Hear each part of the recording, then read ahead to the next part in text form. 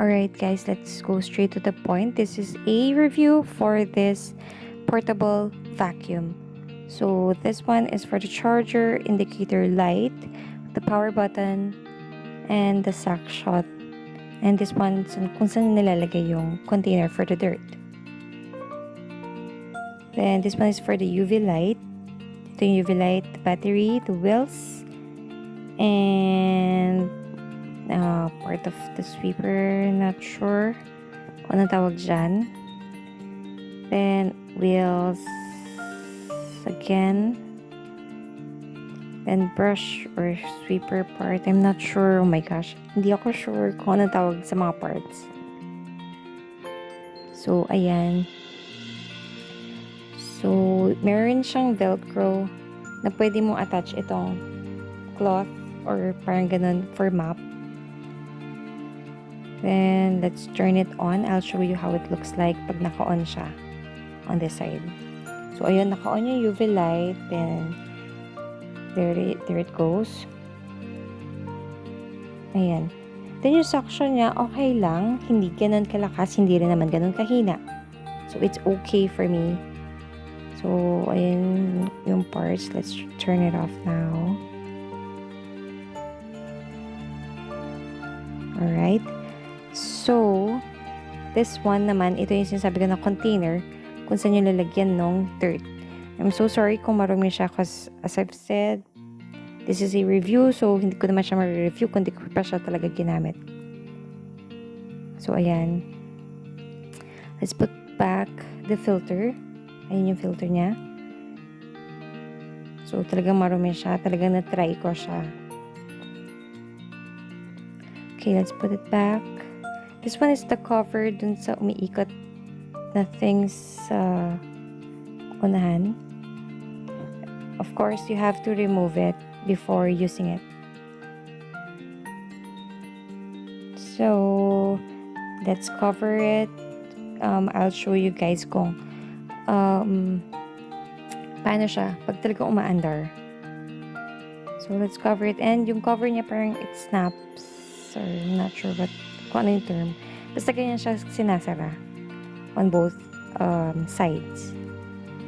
Then, dito siya inaangat to open it. Then, it comes with a brush to clean the filter and other parts, a screwdriver, and cable or cord for it to be charged. So, kailangan mag-provide ng sarili mong plug. Kasi ganito lang yung kasama niya.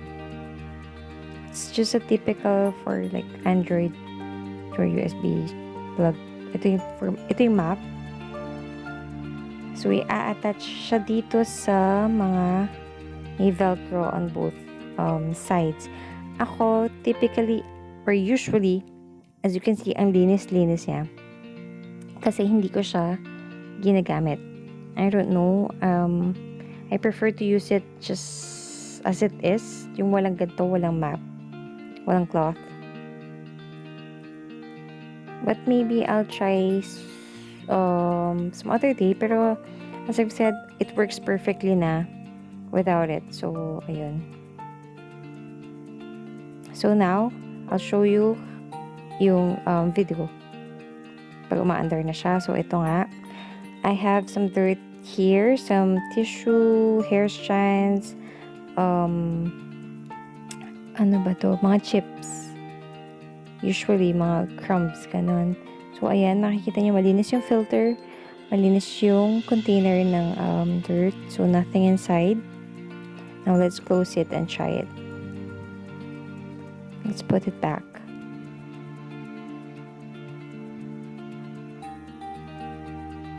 Okay. Now, let's close it.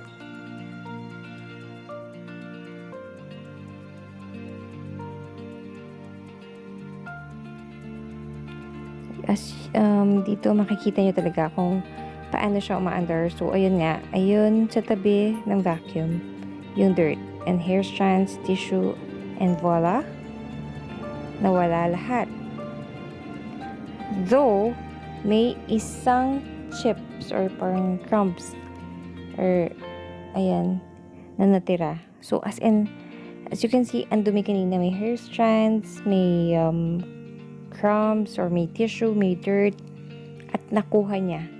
So it's like 9 out of 10 yung nakuha niyang dirt, at ayun, may nag-iisa na natira. So we need to help it to clean it.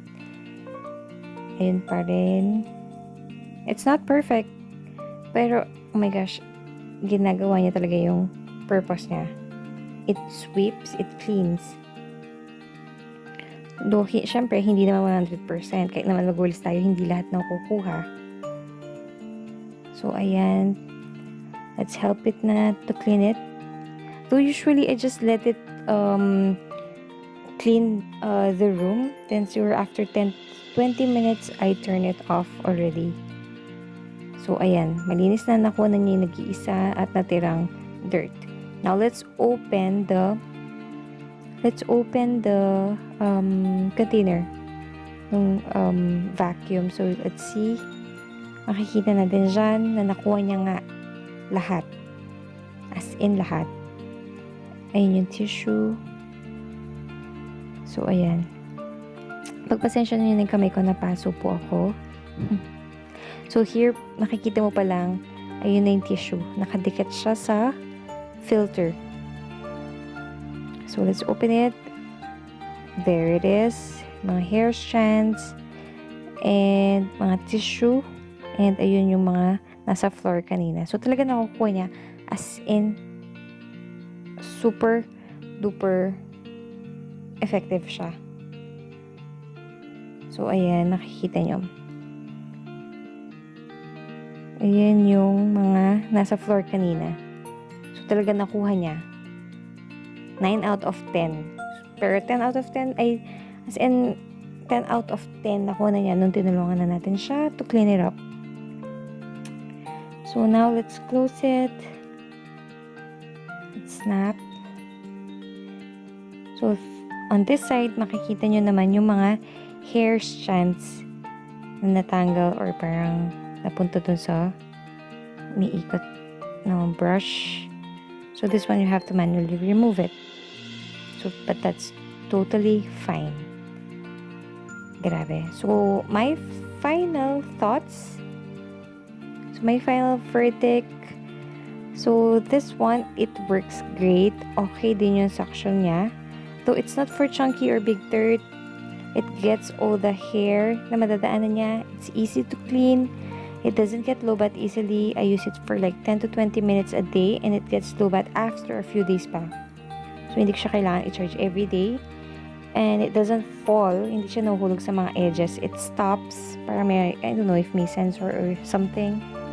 So, yun talaga. Then, yung cons lang niya, I think the UV light is not real. I'm not sure. So, yun lang. I will buy this again. I love it.